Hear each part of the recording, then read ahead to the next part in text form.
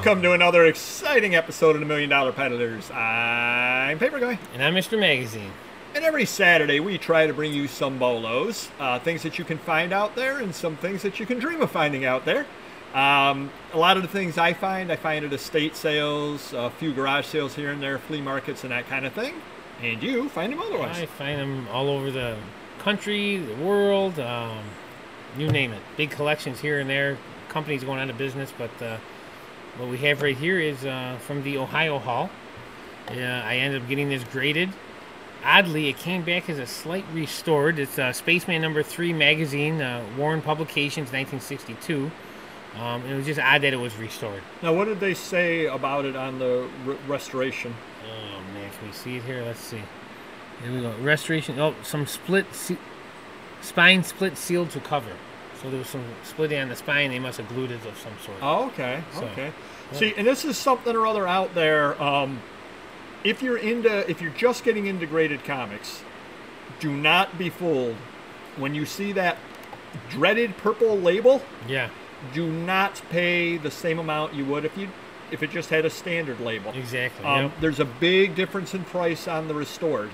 So you see the purple, and somebody goes, "Oh, this comic, if you look in the guide, is a $800 comic, and this is a 7.0, so it's $800. No, it's not. Not at all in the restored. Now, you can still get good money out of the restored. Right. You've seen what the prices of Amazing Fantasy 15 and those things are. Crazy, yep. And there are some comics that actually, when you get into the Action 1 and that kind of stuff, you're better off getting it restored just because if it's falling apart in your hands, pay to have it professionally restored, and then it'll come back. I believe there's a professionally restored area in there and all that stuff too. Yeah. You don't want it falling apart. You pick up the thing and it's filled with dust. You go, well, this used to be an Action number 1 until it fell apart. Exactly. But yeah, they call it the dreaded purple label.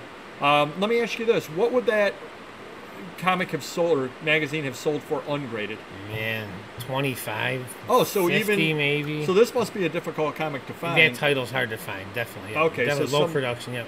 So that would be one of the few where having it slightly restored didn't really hurt it a lot on price. Right, exactly. I still got $150 out of it. It's not like it's a $200 book ungraded and you got 165. Yeah. Okay. Very good. Can't complain with that one. Next up, you might be able to find these around, but they are very hard to find. This is WWF Wrestling, the Jumbo Titan figures. It's a collector's case, and I think I sold it for $125. Now, what size is that? Oh, it's pretty. I would say it's almost 2 feet tall, because the figures themselves are probably 10 inches, and I think it's got 2 columns, one above the other.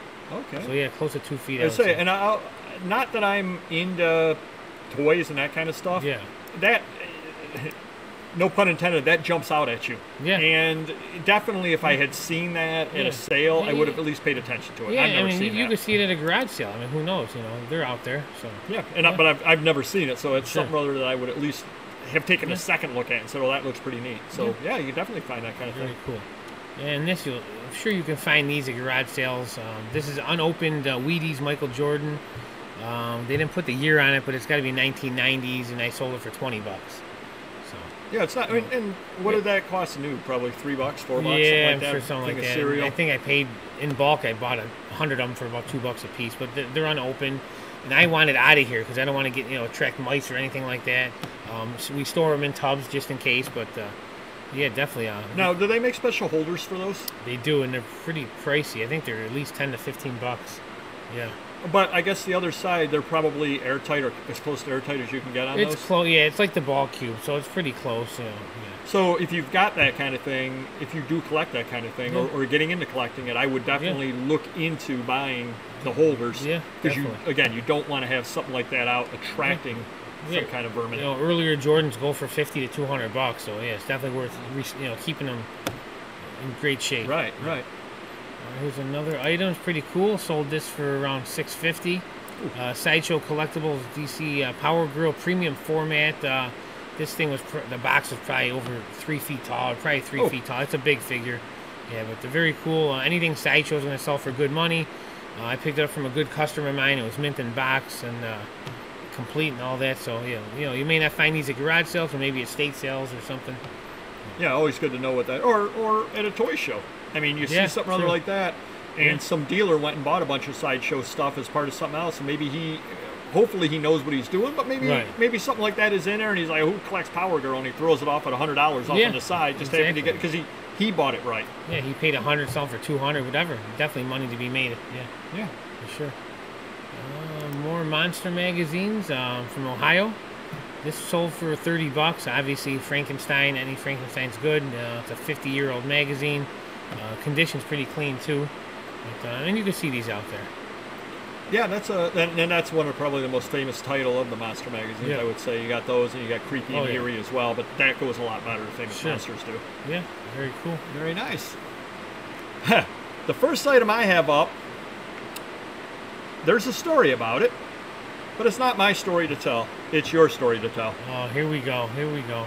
You know where we're going. Oh my goodness. I do not like this product you're selling. All right, I bought this. I bought a large pile. Now, I did not know this was in there. I bought a large pile of beer, standard beer. They're tray. What do you call them? Tray. Are they paper inserts? Yeah, they're paper inserts for the trays. Yeah. And I sold them in lots of 10, and I had sold a lot of 10. And as I was making my lot of 10, I had suddenly said, hey, wait a minute, there's the red ones in here. The ones I thought they were all blue. Right. So I went and I listed these red ones, and I sold it to somebody locally. Oh, good for you. I didn't. No, you didn't. No, I didn't. But why would you say that? So a couple days ago, my manager got a call from a customer saying he wanted to buy these from us. He's local. We have them up on eBay. And she wrote them down, and I don't know if I didn't understand what she wrote down or her penmanship was, illegible. I don't know. I couldn't know what's going on. So I looked it up, couldn't find it. I go, you better call him back. I go, I don't know if we have, maybe it sounds like we have standard dry items, but maybe it would make sense. He's calling it something differently than we're listing it as. I don't know. She called him up. We went back and forth. The item number didn't match. I'm like, something's just not right with this.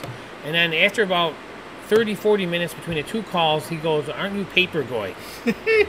And I tried to be as nice as possible, and I told her, I go, please tell him no, we are not Paperboy. Wow. Yeah, we are not. I got hit with the shrapnel. I already got, 40 minutes invested into this conversation. But, yeah, I don't know how he, because he said Mr. Magazine. So then we thought the website. Then we checked the eBay. There was an item number.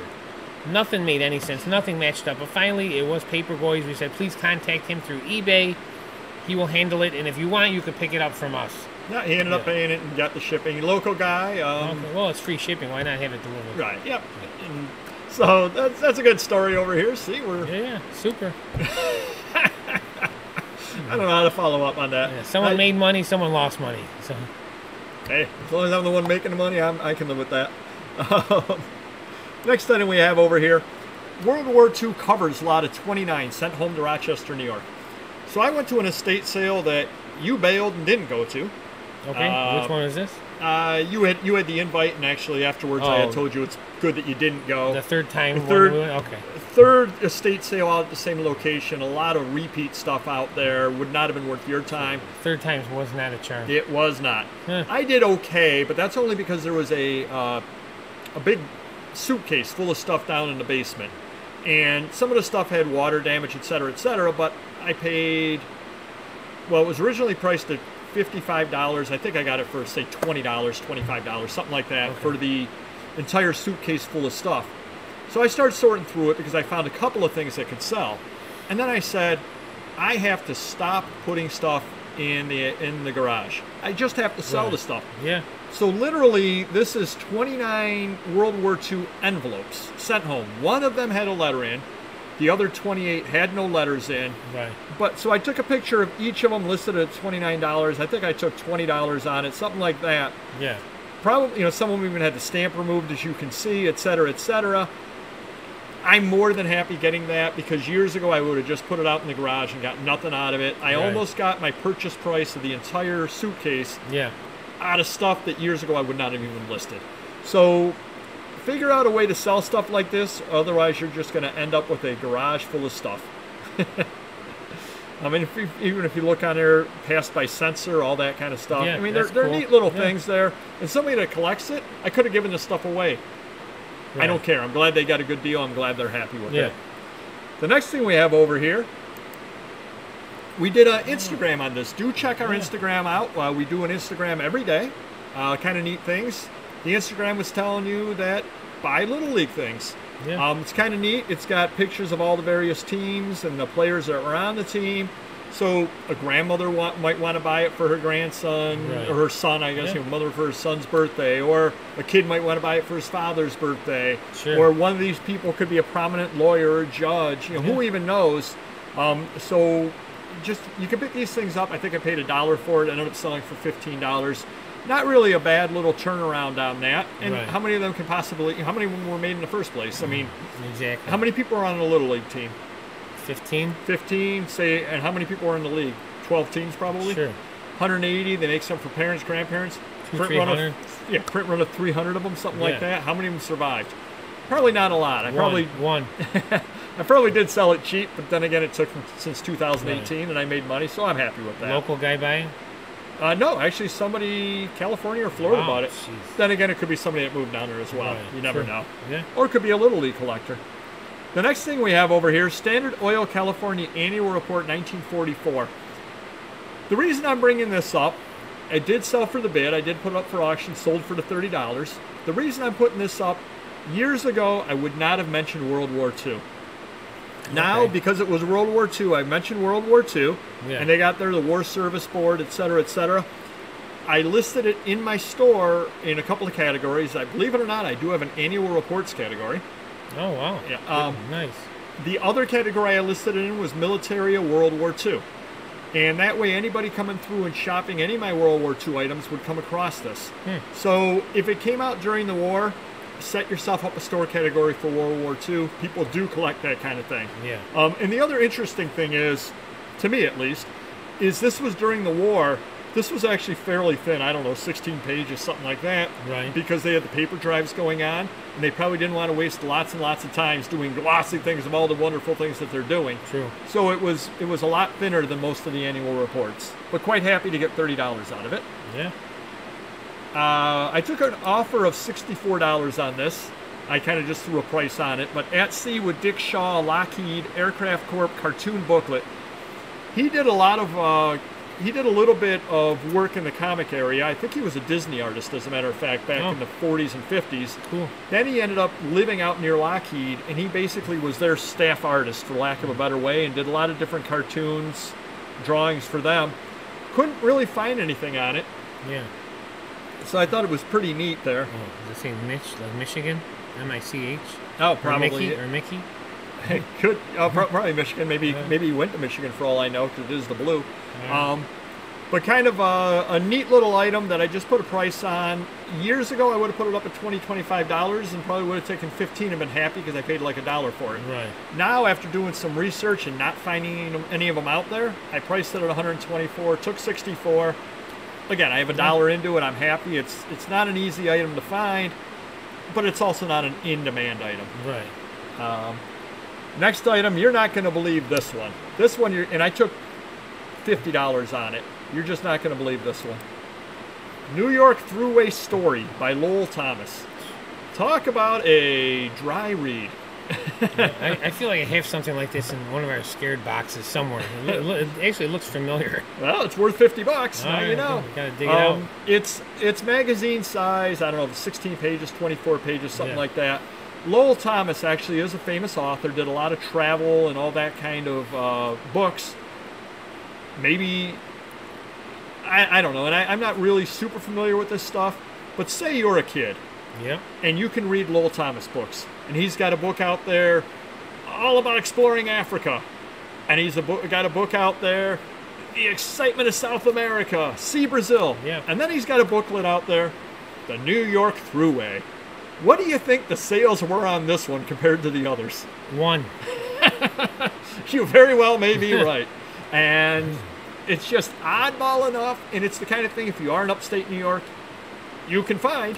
I can't imagine there are people all around the country saying, you know what, I really want to read about the New York Thruway. Exactly. I travel it regularly. It's really nothing special. Although, did you see they're getting Chick-fil-A on the Thruway coming soon? Good. There you go. Be a big tourist destination soon. The stock value of this magazine went up. The guy knew what he was doing. Yep. He knew what he was doing. Pre-Chick-fil-A days. Are you a fan of Iron Maiden? Not really. Oh, well, I'm a fan of selling their items, but I'm not a fan of listening to their music. $50 got onto this. Carnival Mirror, One nice. of those old Carnival mirrors. Yeah. It's an 8x8 Carnival mirror. I bought 6 Carnival mirrors for $20. This Nice. was one of them. Yeah. Always be on the lookout for the Carnival mirrors. And this actually was licensed, which surprised me because a lot of them weren't licensed. Yeah, very cool. But it actually did have the copyright and all that. Or it said it was licensed. Yeah. Nice. But the guy paid $50. Let me ask you a quick question. You Sure. used to go to carnivals. Yep. How much money would he have spent had he tried to win this? Probably $50. Yeah, even back in the day, you know, say it was 50 cents or $1 per turn, you know, 25 times, and who knows? Yeah. True. So he probably got a good deal. He cut out Yeah. the arm soreness from trying to knock over Yeah. the Cupid dolls. But definitely do keep a lookout for Carnival mirrors. You can find them out there, and the comps on them are crazy. Some of them go for $100, $150, $200. Now this is the 8x8 size. They also made a 16x16 size, Wow. and then they made some even larger ones with the little Wow. cheap wood border on it. Yeah. Those go for $150, $200 on some of those. Wow, So crazy. definitely worth keeping your eye out for these kind of things, and they Yeah. are out there. A lot of people went, you went to any local amusement park, you won one, you stuck Sure. it aside. What are you going to do with it? Yeah. So that definitely is a BOLO that you can find out there. Very So cool. hopefully this helped you some, and we will see you next video. Take care. Bye-bye. Oh, hit the like button. For sure.